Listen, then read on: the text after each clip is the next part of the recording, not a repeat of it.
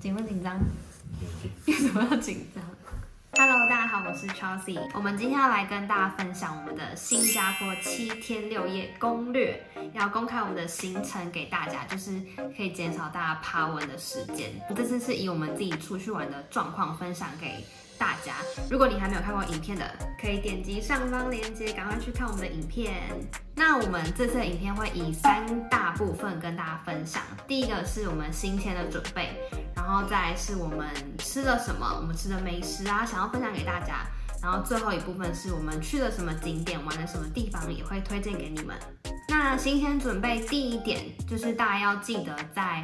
入境新加坡之前的3天，可以开始填他们的入境卡，叫做 ICA 线上电子入境卡。那我会把链接放在下面。那你填这个入境卡之后呢，就是会收到他们寄给你的一封 email， 在这边。然后你入境的时候，他就会请你出示你的 email 给他看，确定说哦，你可能会住在什么地方，你会在这边待多久等等的，简化那个过海关的流程。那如果你没有填，其实也没关系，就是你到现场再写一些单子等等的，但就是会花比较多时间，所以先填这个入境卡会省去蛮多时间的。那第二点就是行李要带什么呢？出国大家行李就是会带东带西的。那我们自己觉得去新加坡一定要带就是墨镜，还有防晒乳。虽然这次我带防晒乳，但是我太懒了，所以我整个肩膀这里都晒伤，因为新加坡真的太晒，你在户外根本没有办法待太久。然后你的短袖要记得带那种透气的，因为我们有一位苦主就是穿那种磅数比较高的衣服，然后热到哭出来，他第一天直接中暑，我真的超级问号。所以大家可以带一些透气一点的衬衫啊等等的。再来是比较怕冷的人，可以带一个小外套，就是那种比较薄的，因为新加坡它 mall 很多，你可能走到一个点，你就会进去逛一下。那他们的 mall 的冷气又很强，外面又很热，所以你进去的话就会突然觉得很冷，出来又很热，就这样会很容易中暑。可以带个小外套，以免你很怕冷。然后第3个啊，就是有关于网卡、SIM 卡的部分。网卡的话，我是在 Klook 上面先订，然后可以在机场里面拿最便宜的14天，然后100GB 4G 网路223元。那这个价格的话可能会浮动，因为它是用新加坡币去换算台币这样。你提供你的 QR code 跟护照，然后它就会拿给你SIM卡。然后建议大家一定要在当下马上插上去看，确认有网路之后再离开。所以大家要记得先买好网卡，很重要。第4点就是我们建议可以带一些新币，就是新币的现金去，因为在新加坡很方便，就是你信用卡基本上都可以刷。但有些小店或是有一些路边摊，它是不收信用卡，所以建议还是要带一些新币的现金在身上，会比较方便。再来是你还要记得带信用卡，或是你手机里面至少要有 Apple Pay， 因为他们的交通啊，或是买东西都很方便，你可以直接用信用卡直接刷。像地铁啊、公车，我们用信用卡或是 Apple Pay 刷了就可以直接上去。如果你在意汇率会差的话，我们的建议是可以带一些台币去新加坡换，因为呢，他们在当地可能会有一些汇率比较好的地方可以换钱。比方说你在台湾可能是23点多，你在新加坡可能可以换到22点多之类的。第5个，我们的建议是你可以在网络上先订好一些他们的门票。那我们这次有订的就是滨海湾花园、克拉码头游船、动物园、环球影城跟时光之翼水舞秀。那后面在介绍行程的时候，也会再详细讲一下这些的景点。那我们会推荐要先买门票的原因，是因为你在网络上先买好，其实你到当地你就直接扫 QR code 就可以进场了，你就不用在那边又要排队又要等，然后这场可能满了，你又要等下一场，就可以省掉非常多的时间，然后也可以预定到你想要的时间。第6个，我们建议是有一些餐厅啊或是酒吧比较热门的，你们可以先预定。比方说像这次的餐厅，我们有先预定珍宝餐厅。然后酒吧的话，就是我们去了3间，但是我们没有预定到半间，因为都太热门了，所以我们酒吧这一次的话都是到现场直接 walk in 的。第7点小小提醒就是新加坡是不能带口香糖的。好，以上是行前的准备，那再来要跟大家分享这一次我们总共吃了哪些东西，想要推荐给大家。那第一个我们有吃的就是去新加坡一定要吃的肉骨茶。那我自己在做功课的时候看到3间应该算是比较经典的，第一间就是松发肉骨茶，第二间就是黄雅系肉骨茶，第3间就是发传人肉骨茶。那这3间其实我们只吃了前面2间。那第一间松发肉骨茶，我看官网上面其实它分店很多，有10间以上，所以大家就可以看你安排的行程哪个地方比较适合，你就可以在你游玩的附近吃就可以了。那其实肉骨茶它里面的话，就是不只卖肉骨茶，它有卖其他的菜啊，然后一些卤肉啊、凤爪啊等等的，还有饮料，蛮多东西的。而且我觉得它价钱不会到太贵，就虽然比小吃还要贵，但是不会到那种非常高价，像螃蟹那种贵。这样吃完一餐差不多是500-600台币，就我觉得以这个有名的程度是还可以接受的，毕竟它是拿到米其林的一家餐厅。然后我还蛮喜欢他们的汤的，就是跟台湾的不太一样，不是那种药膳排骨，他们是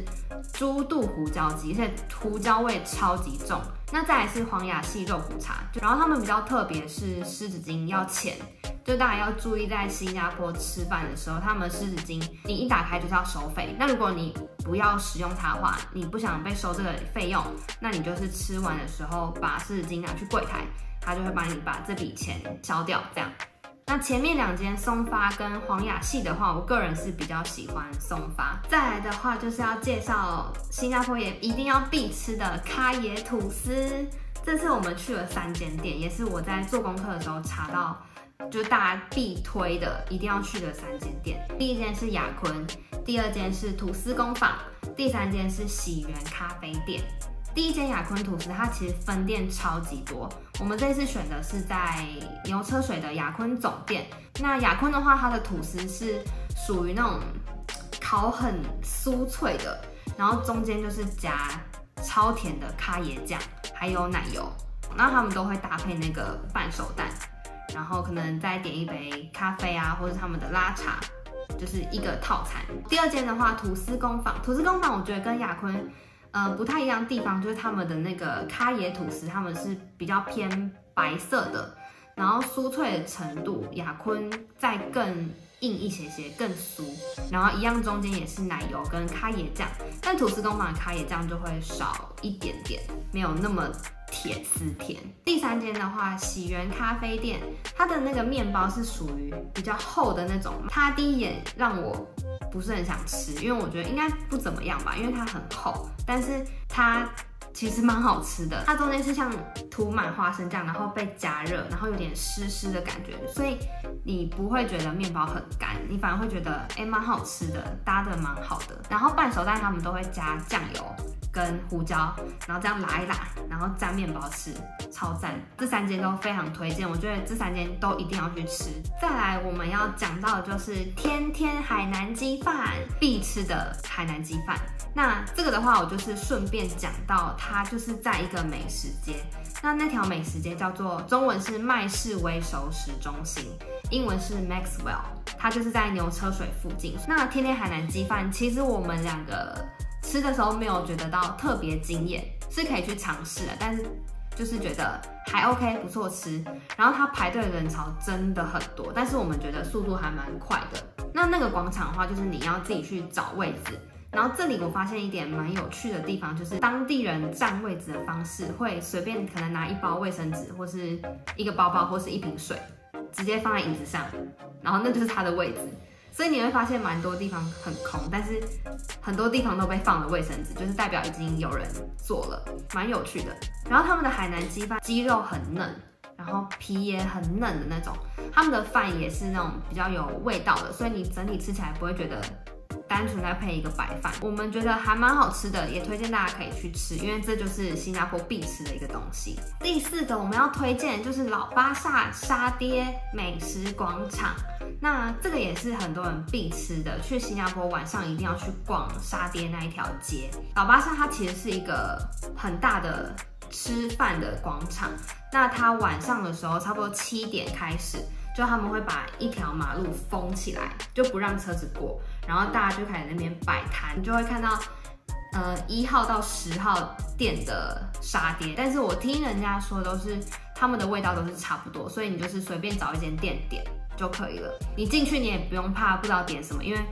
你一走进去那条街，就马上会有人来推销你，跟你说哦，你可以点我们的什么什么什么什么什么。那他们都是一个套餐一个套餐一个套餐，可能2人的套餐，然后3人套餐、4人套餐。那我们这次点的就是2人套餐28新币的沙爹，记得有10只牛肉、10只鸡肉、6只大虾子，6只虾子。那它沙爹其实就还蛮小一只的，就一口就没有了。大家可以去体验看看，我自己是蛮喜欢的我觉得蛮好吃的，还蛮好吃的。对，很适合那种你晚上在附近逛街逛完，然后可以去体验一下他们那边当地的沙爹那条街。第5个要来讲我们这次吃最贵的一餐——珍宝餐厅辣椒螃蟹，真的超贵。我们吃完看到账单的时候就傻眼了。然后这间的话，我们是在克拉码头那边吃。那克拉码头那边有2间珍宝餐厅，大家可以在定位的时候，就是先选你要吃哪一间。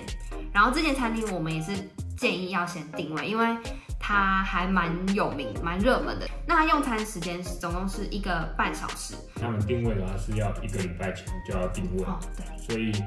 大家记得如果要吃的话，记得提前先定位。建议大家只要点辣螃蟹跟馒头，可能1人1颗馒头这样子，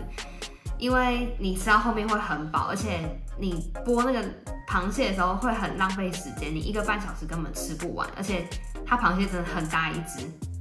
然后我们吃完这一次螃蟹，大概是花了200多新币，大概是5000多台币。就看到的时候想说，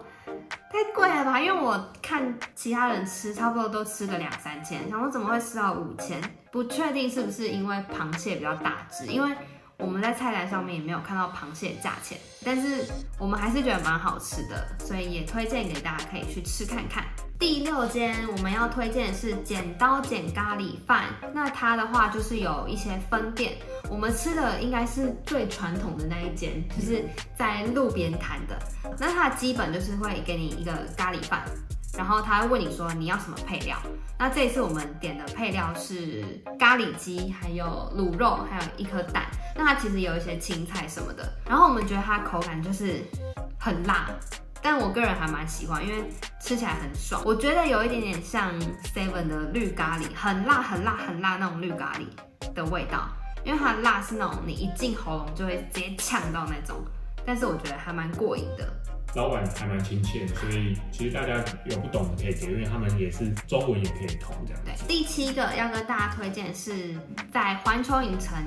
那边的马来西亚美食，它也是一个美食广场。那我们会推荐是因为我们吃了一个它的鸡饭，然后我们觉得蛮好吃的。假设你不想要在环球影城里面花太多吃饭的钱的话，你可以去吃马来西亚美食街里面的东西，因为它就在隔壁而已，就是你进环球影城前就可以先看到马来西亚美食。那我们就只有吃过一个鸡饭，就如果大家有推荐其他的，也可以分享给我们。第8个我们要介绍的是黑制面家，这个好像在网络上是比较少看到，但是就是在看其他影片的时候有看到有人在推这一间，然后是24小时的，主要主打鱼丸面店。我们当天去吃的时间是晚上11点多，快12点，但是人还是蛮多的，好吃到我们甚至隔一天还想要再去吃。下次有机会的话，会再去吃这一间店。第9个我们要推荐的是阿秋甜品，它很特别，就是它这个甜点店是开到从下午1点半开到凌晨1点，然后它也是在一条街里面，那条街里面也是蛮多美食的，然后晚上就很热闹，这样很特别。那阿秋甜品这次我们吃的是榴莲杨枝甘露，它里面的料好像是葡萄柚，而且苦苦的。我个人是没有到非常爱，我只爱里面的那个榴莲而已。然后我们吃了他们当地叫做糖不甩，就是有点像我们的芝麻汤圆的那种麻糬。然后我个人是没有很爱，因为我觉得它的那个馅不够多，所以这个不太推荐给大家，就可以点他们的甜品吃看看就可以了。这一次啊，我们在牛车水那边还要买到一间林志源肉干，它也是还蛮有名的，就大家去都会买这个。那肉干的话，因为它是猪肉品，所以它不能带回台湾，我们就只好在当地买一些试看看。它一次就是卖300克、500克这样，但是我们有看到前面的人问说可不可以只买100克，然后店员说 OK， 那我们就跟着只买100克，因为我们2个人吃不了那么多，很甜。但很爽，可以当一个下午茶零食，我觉得很适合。然后最后一个，我个人私心想要推荐的，吃过2次，我觉得很好吃，但这一次我们没有时间去吃到它，因为它的距离比较远一点点。一走进去可以看到里面很多照片，是很多名人去过。那它店家不大，但是就是人潮一直都很多。然后它的那个乐沙，我觉得好吃，就在它的汤很浓郁，有辣，然后奶味又够，然后面也好吃。所以这间我觉得大家有机会的话可以去吃看看。